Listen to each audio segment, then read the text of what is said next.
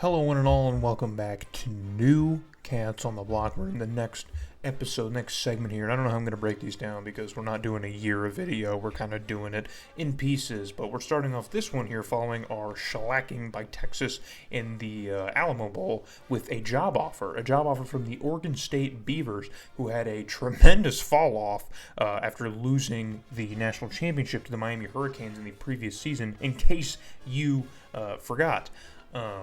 Which is crazy that they were even there, but they had a crazy fall off apparently, and they really wanted the coaching talents of yours truly to lead them back to the promised land out there in the Pac-10 or Pac-12.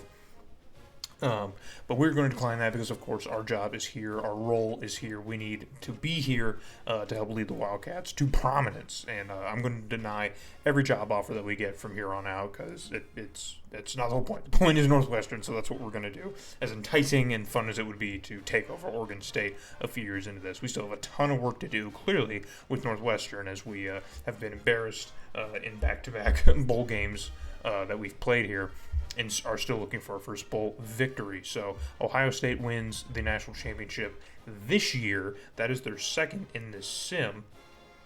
I'm keeping track of it. That is their second of the sim here, and they're, I think, third in like 4 or 5 years. It's kind of crazy. So always good as an Ohio State fan. It's nice to see those things. But now we're going to look at things like our All-Americans here and just see if we got any representation, because we have Justin Frederick back in here, another All-American selection, which is nice to see. He had another pretty solid season. I don't think it was as good as his first season. His freshman year, you see, he was a little bit more productive, a little bit more disruptive in the backfield, but pretty kind of a mirrored season. The thing I've noticed is that, like, the seasons will be about the same for a player. They'll get a little bit better, a little bit worse in certain areas, and then some stats will jump and then some will fall off. It's just kind of flipping how they do that. So, but that is our first team All-American selection, which is pretty cool. So we've had a couple over the last couple of years. So there you can see the program is starting to beef up, if only a little bit. And there you see we are on the cover of the All-American section of Sports Illustrated, that page. Justin Frederick gets a whole page devoted to him. So that is pretty freaking cool whenever we see stuff like that. So now we're going to look over the Big Ten. Of course, Ohio State ran the gamut. Purdue slipped in here at number 2 after a pretty solid showing inside the conference. We've come in 4th behind Penn State, who had a great season in general, but struggled a little bit inside the conference here. And then we get down to the bottom, and of course our rival Illinois is holding up the caboose. Are we really surprised? I'm not surprised. You might be, but I am certainly not surprised. So moving ahead, looking over the stats for the year, number 14 in his final season as a Wildcat has pretty much the same season he has. His production has been exactly the same. This is what I was kind of talking about a second ago, where, like, they kind of keep things, the numbers kind of like the same. So even if the quarterback or if the player in general just kind of progresses or through the training process, like, their numbers are still virtually going to be the same. It's really like coaching setups, like style, like more passes or more running that can really affect your player's stats. So number 14 really doesn't improve ever as a quarterback, so he will be kind of forgotten overall as a Northwestern quarterback. We won't be looking back on him when we get to the end of this 20-year push. So we don't get a whole lot from our run game, only 800 yards on the ground from our running back, and even receiving-wise, we don't even have a 1,000-yard receiver. I'm pretty sure we did last year. But this year we kind of faltered here. As you see, number 9. I don't think he was our top target anymore, so his production really fell off. I mean, look at touchdowns. He had 9 last year in his junior year and went all the way down to 2. So he was kind of back where he was in the first year where we used him. So that's kind of upsetting to see such a fall off from a pretty prominent receiver on our team. And then our third best receivers are running back. So the offense really sort of struggled, at least statistically, but it's funny because we're going to look at the stat rankings and really see how our team fared overall throughout college football. But we still have to remember this was a 9-win season for us, so this is still our best season so far to date.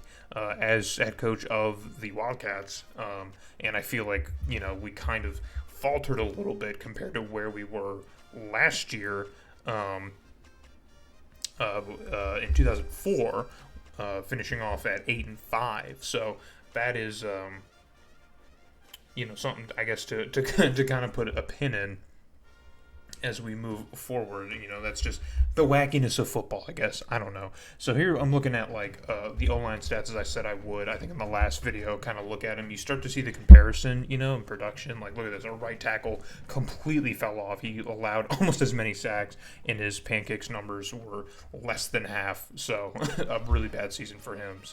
But Justin Frederick, of course, the crowning jewel of our defense, of course, our best recruit pickup, or most productive at least. I don't even know if overall-wise he's our best, but just production-wise he has been well worth the investment. So we have a lot of actual named players in here, which is important because these are all of our recruits. So we only have a couple, nameless people still left on the roster who are really throwing their hats in here.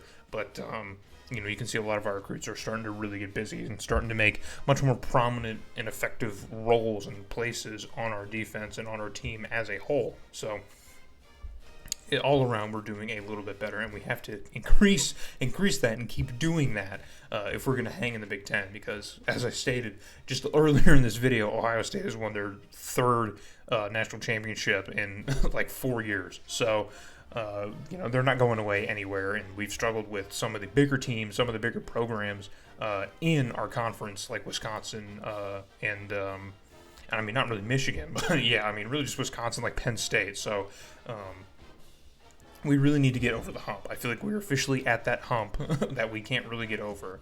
So we lost the Sun Bowl, we lost the Alamo Bowl. The Sun Bowl we really had a chance to win, but the Alamo Bowl we never really had a chance to win against that Texas team. So next year I feel like we really need to increase, or we need to at least be getting better. So that's what we really should be focusing on as we look now into our stat rankings. And I mentioned I wasn't going to focus too much on like year to year where we're sitting, because overall in the NCAA rank I don't care. I just want to see where we are in the Big Ten, and you can see offensively we're kind of all over the place. We have a couple stats that are kind of towards the top, and some that are in the middle, and some that are in the back half. So, which is fitting, I guess. I think that's all right because we finished fourth in the conference. So, that's, which I think is our highest placement in the series so far. I don't think we've placed high. Last year we placed fifth in the Big Ten, and this year we placed fourth behind Penn State. So as long as our numbers, our stat rankings, on every side of the ball at least somewhat reflects that, I think we're doing okay. I don't care too much about the stat rankings too much. They'll just tell us a little bit more about why the season happened the way that it did. Because if our offense wasn't that efficient, but we were leading all of college football, or at least the Big Ten, in turnovers and getting the ball back to our offense, then that's, obviously going to be very telling, which was the situation last year if you remember seeing those numbers. So we always get a ton of interceptions and give our offense a lot of a chance. But number 14, as we saw, is touchdown to INT ratio is always pretty disgusting.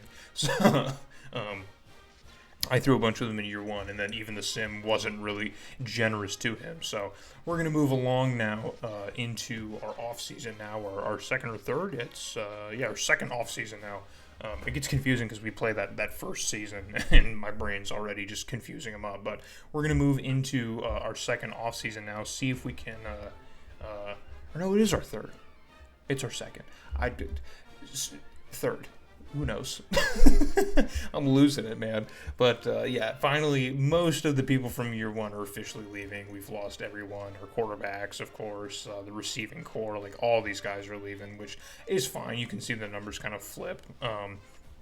That right end, number 66, was the best player on the team at this time. He was the 96 overall. It might be an outlier too. I know our quarterback made it up to 90 overall. Really didn't feel like it, but the team was starting to get a little bit better. A lot of these guys from year one were really starting to come into their own into their senior years, but now they're all gone. So we're going to have to replace them somehow. and keep the stream of talent at least somewhat steady moving into the rest of this dynasty. So we're going to move now along into recruiting and see if we can't really make a big splash recruiting-wise. Last year we really didn't do that. We really didn't nail recruiting. At least I didn't feel like we nailed recruiting last year, but the team did better. But again, I think that was much more of a sign or a telling of our first-year students. So we have 3 blue chips coming in this year, which is really nice, of course, especially since one of them is a quarterback. We need help. We needed help pretty much all over the team. But my thing with recruiting is always just to try and get as many, wherever they can, they'll come in. If we can get 4 DBs to commit to our school, then we're going to recruit all 4 of them. Just get as much talent as possible. So looking over recruiter classes here, Ohio State, of course, is still in the top 5. I said earlier they're not going anywhere. They're definitely not. Our next Big Ten opponent is number 9 Penn State, and we finished directly behind them. So still, we're coming in second behind Penn State as we load our class full of 4 stars, but kind of fail to meet that number of 5 stars that Penn State did. So rounding out the rest of the top 25, Louisville, who just lost in the national championship, is at 13th. I guess worth noting, worth mentioning, and as we get closer to the top 25, kind of waiting to see another Big Ten opponent, if there is one. The conference may be taking a huge step back moving forward, and Oregon rounds up the top 25. So yeah, I believe just Penn State, us, and Ohio State sit in, the top 10. There wasn't, let alone the top 25. There was no one else in there. So moving ahead now, we finally get to training results, and we can see where our team is starting to grow. So Ahmad Doyle, our safety, our free safety, is up now to a 92. That's really nice to see. Ryan Carter, another free safety, is up to 92. We have depth at that position, I guess. We've loaded. I was just saying, dude, if we have 2 great safeties or whatever position that want to come here, we're going to recruit them. It cannot hurt us. It can't possibly hurt us to bring in that many people of the same position, whether they're just as good or not. And over the course of, their 3 or 4 seasons here with us, we'll have a definitive number 1 starter probably by their senior year, and hopefully get the best year of their production out of them. So looking across now, we're getting into all the minimal stuff here that's not really worth noting too much. A lot of these guys probably aren't even going to start for us, so it's not even a major deal here. But you can see just across the board, I love training in these old games. It's nice. It's just a nice little boost to get your team where it needs to be. So looks like Clark Huff is going to be our starting QB heading into this year. He's definitively the best of our 3 quarterbacks heading into his freshman season. So true freshman here is going to be starting things off for us. And our running back room is also just loaded full of new guys that we have brought in. We have some older guys who sit further down in the depth chart who aren't going to get a chance. But Trey Morrison, Jr., is going to be starting for us. He's not that great, so we're not going to rely on the run game too much now. Our receiving core is also kind of a struggle here, as we have some consistency, at least statistically, but after our top 2 guys, it's, even our top 2 guys aren't that good. We're coming in at an 80, right? So we don't have the best strength at those positions. But defensively, I think is really where we strive. It's where we've thrived in the last couple seasons. So that's really what we're going to rely on. Is falling behind our defense. So we've had some high-scoring games in the last couple of years with me messing with the coaching settings and stuff, but I just do not think that this year we have the pieces in place to really be that strong of an offense. Our running back's an 80, our top 2 receivers are an 80, our quarterback's a 77.